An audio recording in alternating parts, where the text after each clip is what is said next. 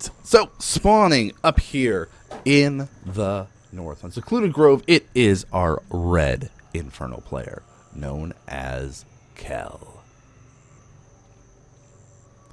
And his opponent, spawning in the south, our blue Celestial player, known as Gamefriend. And you can already see some slight difference with our double prism action going on here. We've got, of course, the Hexen coming over, doing the initial poking and piranhing and being annoying. This is kind of the normal consistency that you're going to see between these two factions on this map here. On the other side, the speed at which you can get an expansion up and start producing from your Conclave, from your Iron Vault, is going to be upped and increased. Like, this increase to the worker starting count for all the factions, not just Infernal, not just Celestial, but also the Vanguard, is one of those things that is unique and very cool to see them testing out and trying. It's really great for the Infernals in particular because, you know, they are very Zerg-like in the way that they have to take their workers and turn them into structures.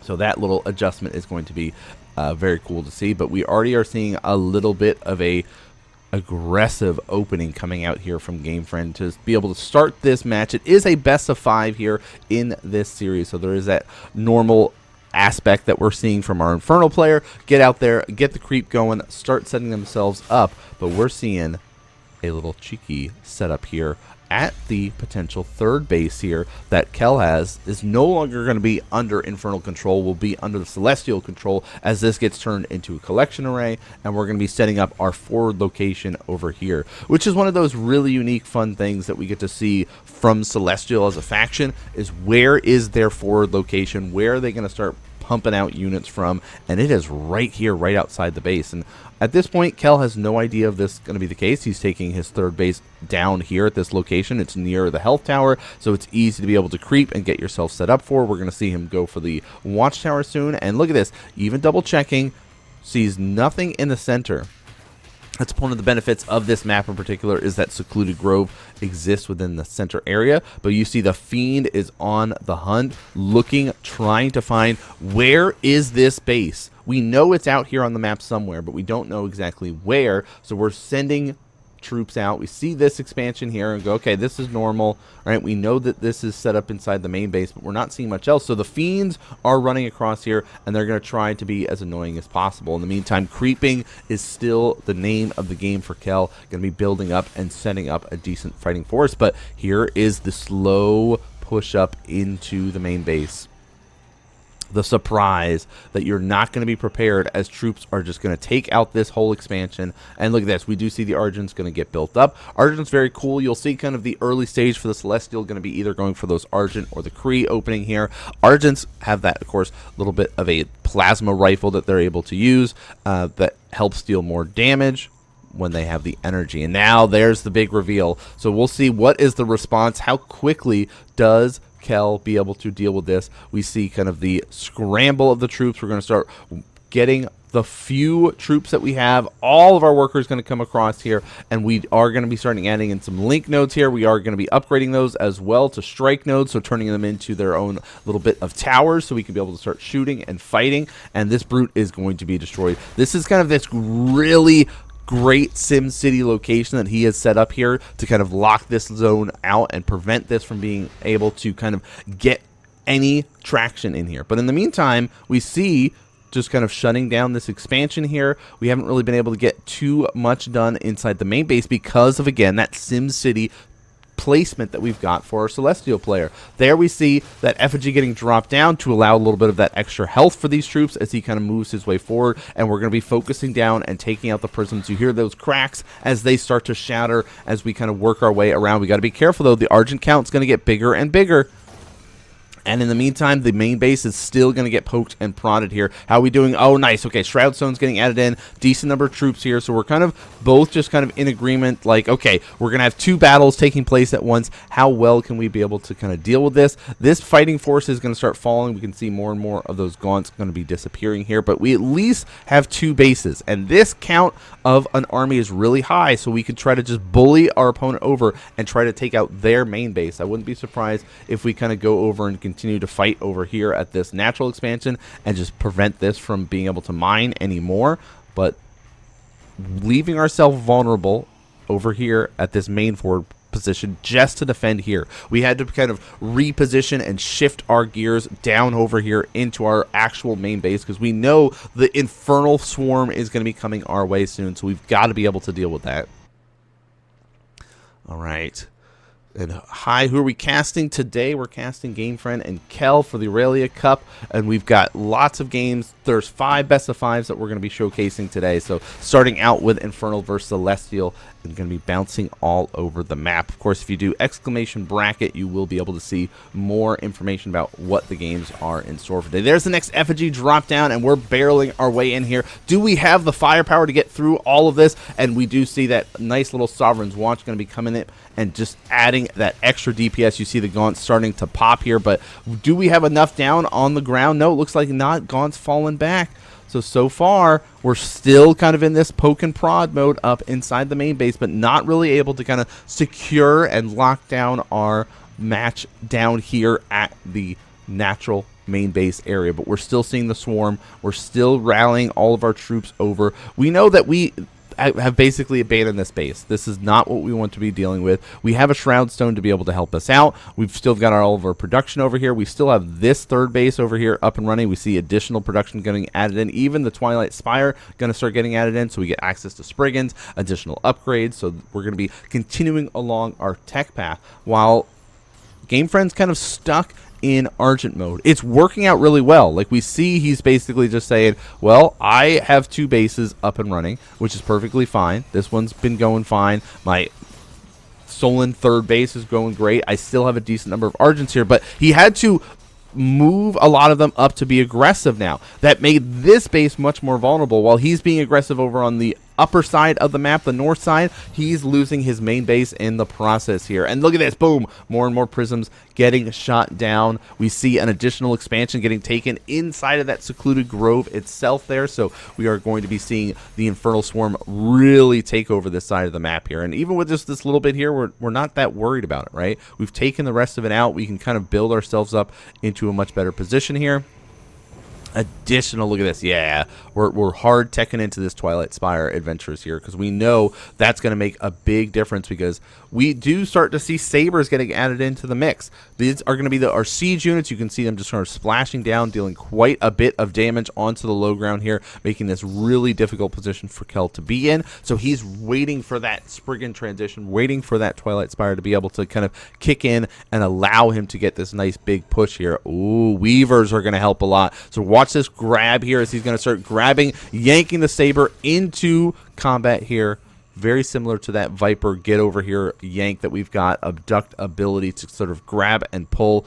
Vipers and Weavers, both very useful utility units added to the army. They're also very tanky, quite a lot of health added in here, but they're very fast once you're on the shroud, but slow down significantly once you get off it. But their whole, look how slow they're starting to just kind of slowly walk their way forward here. Brute's getting up onto the high ground, trying to help out. We're popping and delaying any of these strike nodes and blast nodes from being able to do too much damage. Those are going to be very important to watch in this next engagement here as we're getting here. Saber's got to stay back. You can see this ring that it's got around here. This is kind of the range that it can be able to utilize, and so we're going to really have to be mindful as we get closer to the edge not to get yanked and abducted by our Weavers here.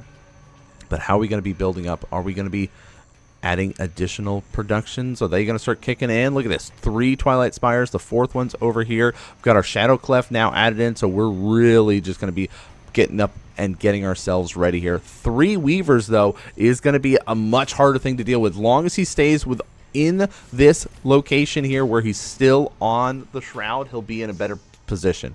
So now we see there's the Spriggan transition. They have finally all popped here, and we're going to start swarming our way in here, and you can see them just taking out these blast nodes and strike nodes on the left hand side. The rest of the army is going to be trying to make their way forward, but a lot of the Argents are getting in that sweet spot. Weaver's going to start grabbing our sabers here, and with the Spriggans up above adding that extra DPS, this might be enough, but he's got to be careful how well and how close he can actually get to the Argents as they get further and further back into this nice little safe spot. Is it going going to be enough. We do see our Sovereign's Watch going to be popping out and start to shred and deal some extra damage. Look, it's even going to be taking out the effigy here, but a lot of those Celestial troops have started to fall, and we do see them crumbling underneath this onslaught of Infernal swarm here. More and more Gaunts here, more and more Weavers, more and more Spriggans just running their way through this base, saying, Gamefriend, this is a very cool strategy. We liked what you were doing, but it was not gonna work in game number 1.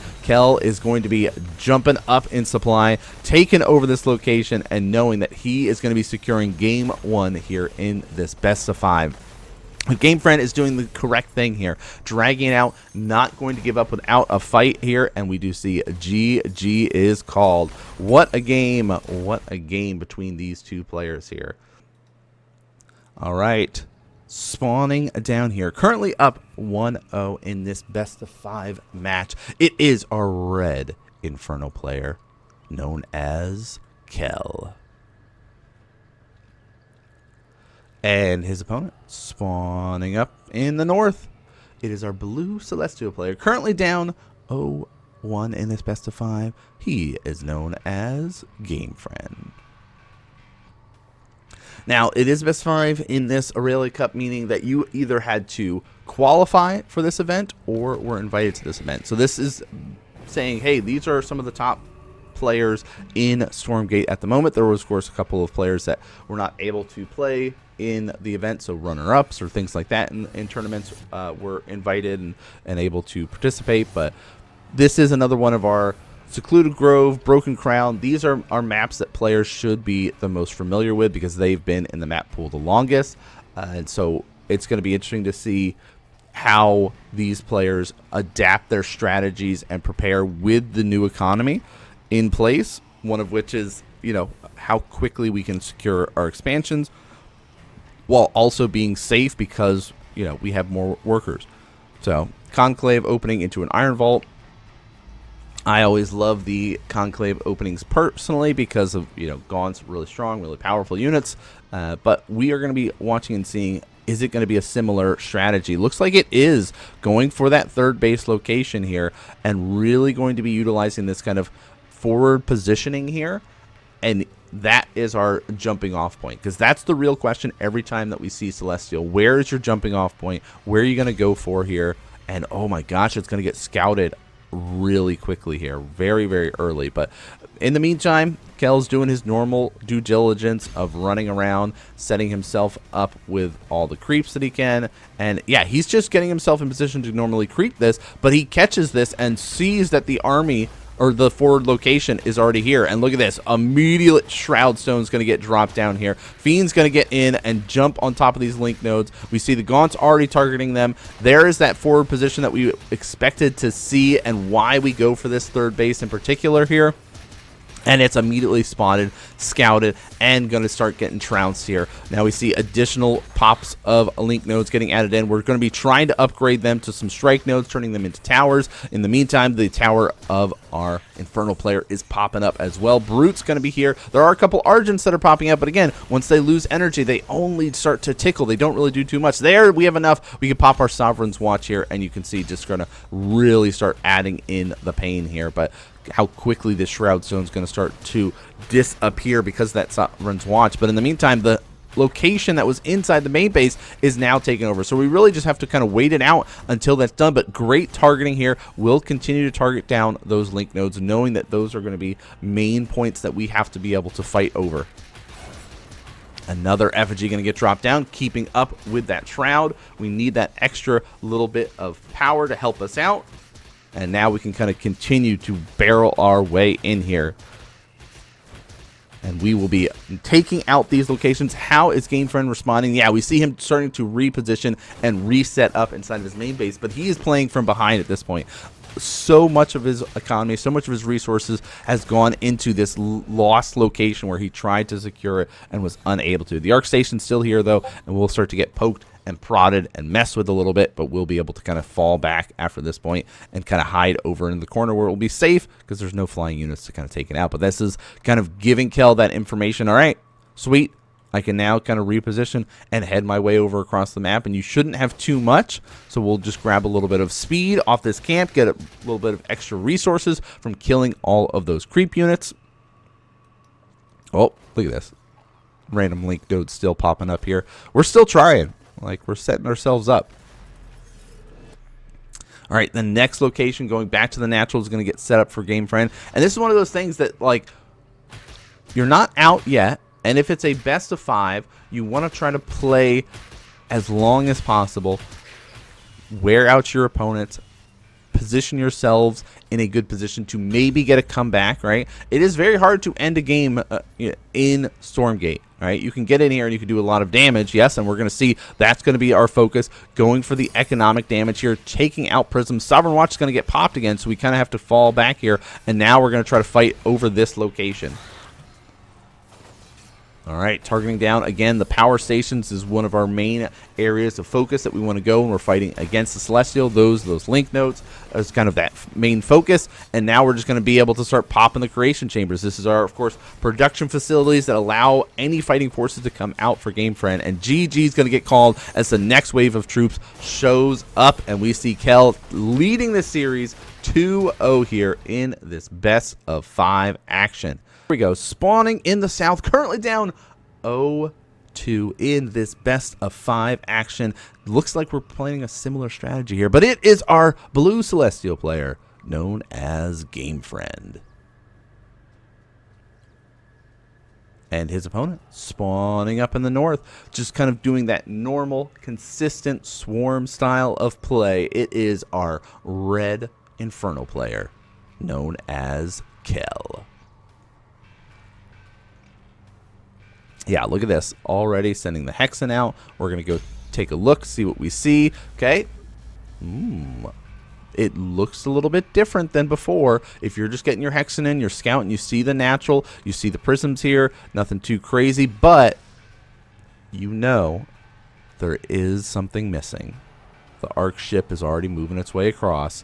We're going over there. We know the forward location. Now, this is going to be a little bit harder to kind of set ourselves up. We still will be able to do our forward location and start producing and setting up inside the main base. That's kind of this is a very cool strategy, and it's probably worked very well for Gamefriend, like on the ladder and previous tournaments, that it's like, yeah, I know this strategy so well that I'm going into a big deal tournament, almost $500 prize pool right now. So if you guys have not seen our Matcherino link, you guys can type in !prize or !prize pool and feel free to donate for these players for this great event here. But seeing that, okay, big deal tournament, right? A chance to kind of show off my skills. I need to go out and play my best. There is something to be said about using the strategies that you know the best and have practiced the most to set yourself up for success. And yeah, look at this. Let's clear some trees, make it a little bit easier to get closer to this location. So this is why we can go for the same strategy on this map, is because we can clear ourselves a path and allow ourselves to start setting up our link nodes, building up a nice little area of structures to start producing inside of our opponent's base. In the meantime, the normal stuff. Let's get some meat farms up. Let's help ourselves creep. Let's be able to grab all of these camps. And this is kind of the traditional way that Kel is doing things here. We're setting ourselves up, taking out the easy and the vulnerable camps that we're able to. Health camp in particular, watchtower, speed camp. Sometimes people will go for speed camp before they get the watchtower camp. In the end, your goal is to be creeping out and trying to gather up as many troops as possible, using your Hexen here to be able to infest these troops so they can be able to turn into fiends, and just kind of continue up with your swarm and get yourselves in position. Now, this is going to be interesting to see what sort of response, because right now, there's not much over here. Fiends are going to get in. Now we're going to start adding in the link nodes. And look at this again. Structures and positioning matter a lot. But there's immediate Sovereign Watch gets popped, and we will kill off one gone. Second one gets weak, but not killed off here.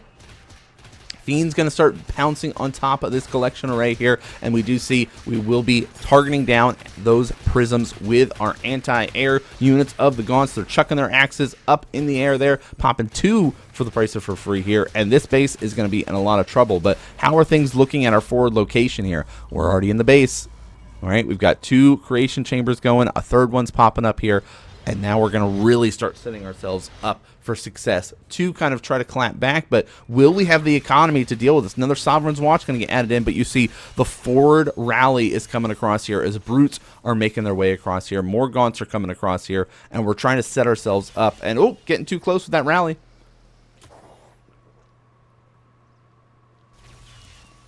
Lost a Gaunt for free, but that's okay.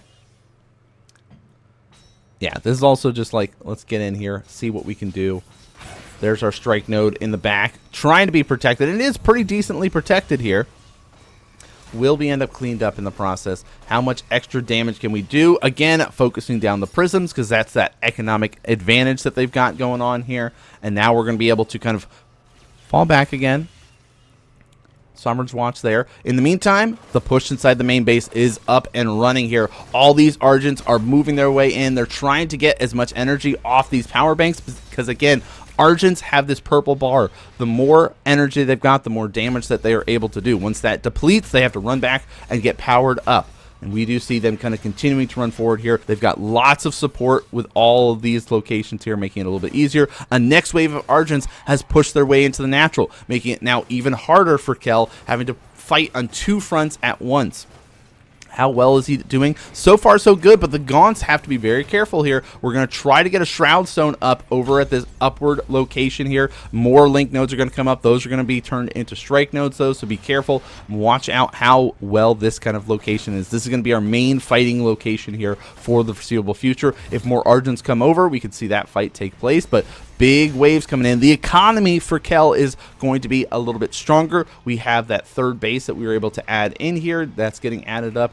In the meantime, not much is left over here. We've got this location, so we're on a 2-base economy versus a basically establishing third base here for Kel. But this is a big, overwhelming force. Can he get on top of all these strike nodes? Can he actually deal damage here? And look at this. We saw the red for a second as the amount of power was not available.